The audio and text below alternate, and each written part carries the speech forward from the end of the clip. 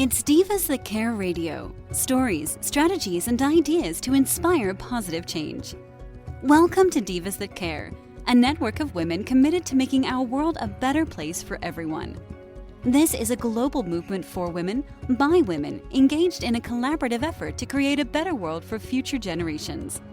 To find out more about the movement, visit divasthatcare.com after the show. Right now, though, stay tuned for another jolt of inspiration.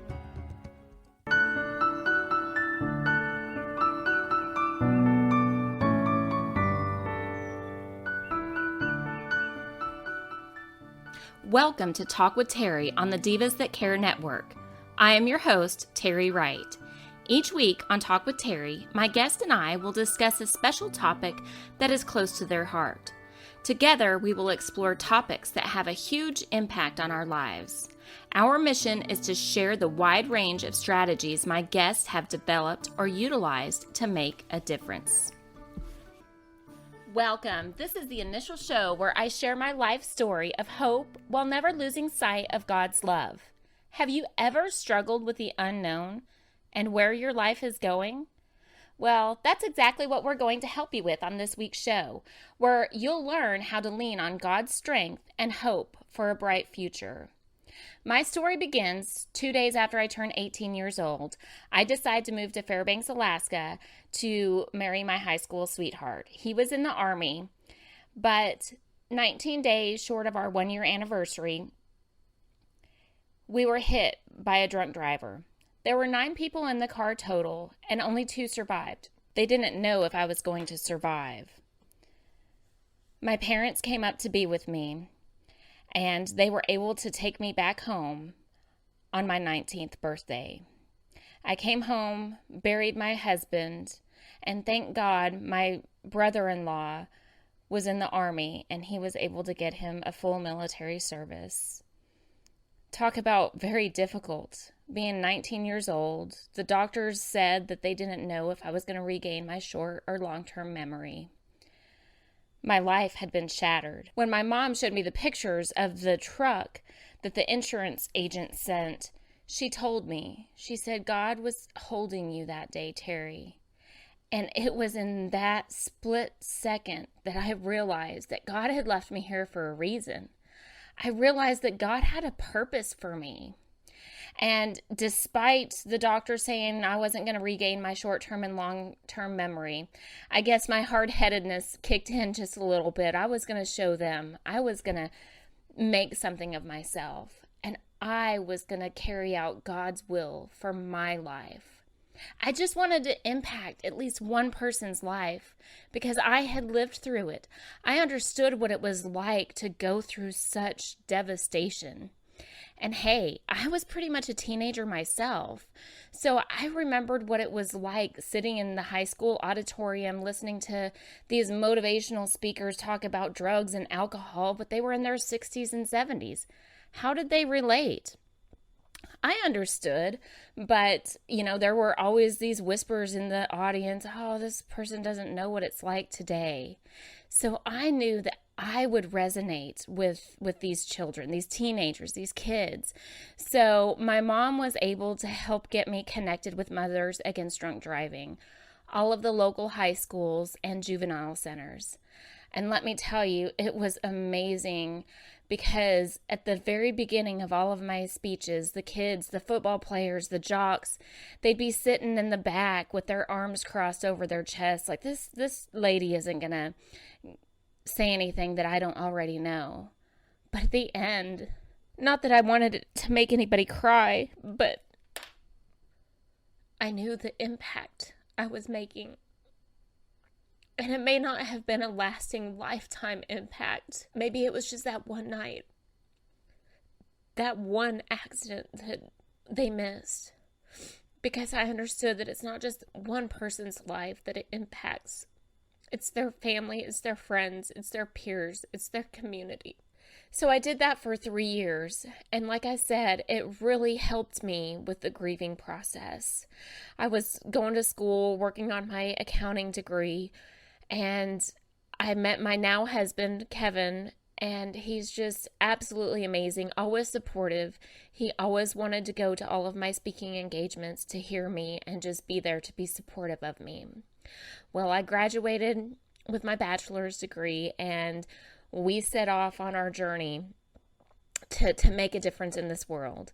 And let me tell you, we had so much fun because we're both alike. We want to make sure that, we're doing what we're supposed to each and every day. So I took that same mindset of wanting to make an impact in this world to my profession.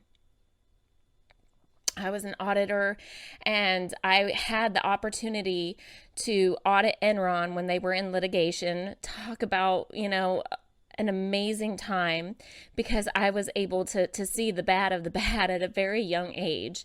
And, everywhere I went, I just always rose to the top. I always got to get involved with the most high profile, exciting things. And at the epitome of my career, I was working a high-profile money laundering investigation with high-profile government officials, and wow, talk about, what every person in auditing wants to do. I mean, white-collar crime, you're helping the special agents with the bad guys. It was so exciting. But then 15 years after the accident, I found out that I had a calcified brain aneurysm. At the time, I had just started a new job. I had only been there for 2 months.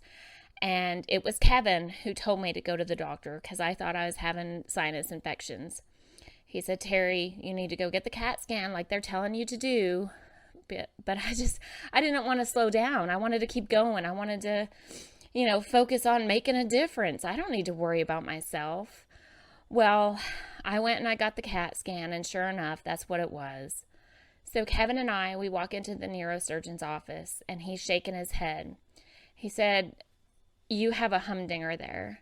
And both Kevin and I looked at each other and we're like, that's not medical terminology. So we asked what, the implications were. And the neurosurgeon said, because of the size and location, I had a 50-50% chance of surviving. Wow. Talk about a coin toss. So we asked what that meant. What was the other 50%? Because we're trying to see the silver lining. And he said if the aneurysm ruptures, I would either drop dead immediately or I would become a paraplegic. Again, just not great outcomes. But he said that he didn't need to do the surgery because I need to go to the very best neurosurgeon. And he wanted me to go to his mentor who was up in Dallas, Texas.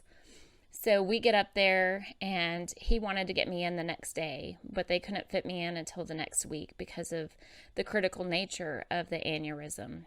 Kevin and my family, they were kind of on pins and needles, because of the 50-50 chance and, the criticality of what was going on.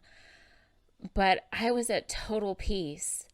And looking back at it now, it's just so surreal because it seems like I was floating along and just going through the motions. But I knew then, and I know so much more now, that it was God who gave me the strength to overcome and be at peace and have that safety net, knowing that everything is going to be okay. There were 2 verses in the Bible that I really focused on during that time. The first one was Psalm 139, 3-6. "You discern my going out and my lying down. You are familiar with all my ways. Before a word is on my tongue, you, Lord, know it completely. You hem me in behind and before, and you lay your hand upon me. Such knowledge is too wonderful for me, too lofty for me to attain." The second verse is Psalm 139:16. "Your eyes saw my unformed body. All the days ordained for me were written in the book before one of them came to be." Those verses are what really gave me peace. I knew in my heart and soul that everything was going to be just fine. God knew the outcome, and that's all that mattered to me. I kept telling Kevin that he wasn't going to bless me with him and our 2 wonderful girls to take me out of this world. I knew that I was going to just come through those surgeries with flying colors. Well, 2 surgeries, one of them being a craniotomy. Yeah, they cut open my head. And a blood clot right behind my right knee, which, hey, I will be honest with you, the blood clot hurt so much worse than the craniotomy. But I got through them. I got through them with flying colors. And then guess what happens? I get back to work. I get back into the wind and grind. And I'm on that hamster wheel again. Even though I was thankful that God left me here on earth, I think everything happens for a reason. But to be quite honest with you, I was absolutely miserable. You see, my whole entire adult life was about making a difference in this world, impacting people's lives, being a positive light, doing the right thing, having integrity. Well, it got to a point where I was just absolutely unable to make a difference. I was unable to move that boulder uphill at all. In fact, it started falling back on me, it seemed like. There was never a light at the end of the tunnel, ever. And my job kept pulling more and more away from me, more away from me being a wife and being a mother. I was always raised that God comes first and family comes second. But I was so wrapped up. Like I said, I was on that hamster wheel trying to make a difference that way. See, when that's what you're used to, your muscle memory just automatically constricts or goes back to your old ways. That's how I was making a difference. And so I started thinking about it, and I wanted to be a Proverbs wife and mother so much because that's what I had always dreamed about. Kevin and I, we waited to have kids so we could be parents to them because we know how important it is to raise up your child in the way they should go. Wow. So it took about 1.5 years of just absolute misery to start assessing my own life. And we were on our way to vacation, and we're driving past my place of employment, and I have my Bible and my devotional in my lap. And I look at Kevin and I tell him, if they can't let me analyze and make a difference there, then I'm going to analyze the word. Wow. Ding, ding, ding, ding. Isn't that the way it should always been to begin with? But I got wrapped up, guys. I got pulled away. I mean, like I said, my parents raised me. God first, family second. Everything falls into place after that. And my lifestyle was not in line with my priorities. Now, at that point in my journey, I did not realize that things were so misaligned yet. But we get to Cabo San Lucas. We're having a great time. And I woke up at 4 o'clock every morning and I started assessing my own life. I read the Bible and I read my devotional. I read Mark Hall's devotional the very next thing. He's the lead singer of Casting Crowns, and let me tell you, he is a phenomenal author. But digging into the Word with the guidance of his devotional really directed me to take the very next step. We get back home, and I knew that I needed to take that next step. And God was calling me to share my testimony, to share with the world. And so once you see pain and heartache in the world, once you see something, you can't unsee it. And I started to look around, all around me. I'm surrounded by great people. But in all actuality, we're all just zombies. We're doing the same thing. We're living that robotic lifestyle day in, day out. And guys, let me tell you, the treadmill gets you nowhere. It really doesn't. I knew that I needed to start reaching these people. And I started wondering, how can I help? Well, hello, Terri. Why don't you be a disciple? Start sharing your testimony. Because I always said that my brain surgeries just upped my game when it came to my testimony, because God is the one who brought me through it. Now, my mission in life is to be a shining light, be a disciple, and show love and compassion in this world. Look around, we kind of need it right now. And as Christians, we're not supposed to judge. We're supposed to be love. Love is the greatest commandment. And I'm on a mission to help others be their absolute best, because everybody has a hidden gem inside of them. It's just like me. I had mine wrapped away so tight and secure. I unraveled it back to when I was 8 years old to realize what my dream was, how I wanted to live life. So I help people focus on their purpose and find their passion so they can live life with abandon and just be present, center themselves in the midst of the storm. What is your mission in life? I want to help people slow down and get back to basics. Life is short. Cherish each and every moment. Really experience life. Let go of worry, fear, and anxiety, because you are God's child, and He will never leave you nor forsake you. Plus, He knows exactly where we'll be at the end of our earthly life. We can and are going to do some great things in this life. Guys, it's time to relax and let Him work through you. I'm going to leave you with this thought. Embrace God's grand orchestration of life. How are you living today? Who is demanding that superhuman effort and impossible schedules? God wants us to trust in His plan. Thank you for joining me for my first episode. I wish each and every one of you much love and blessings.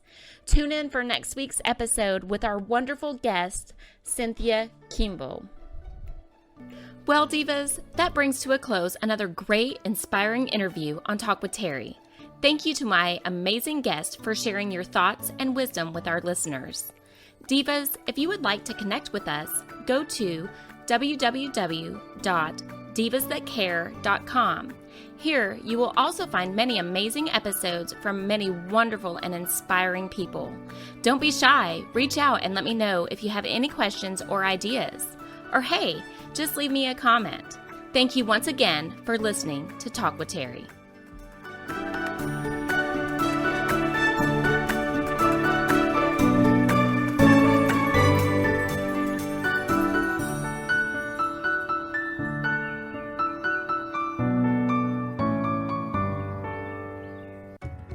Thanks for listening. This show was brought to you by Divas That Care. Connect with us on Facebook, on Instagram, and of course on divasthatcare.com, where you can subscribe to our newsletter so you don't miss a thing.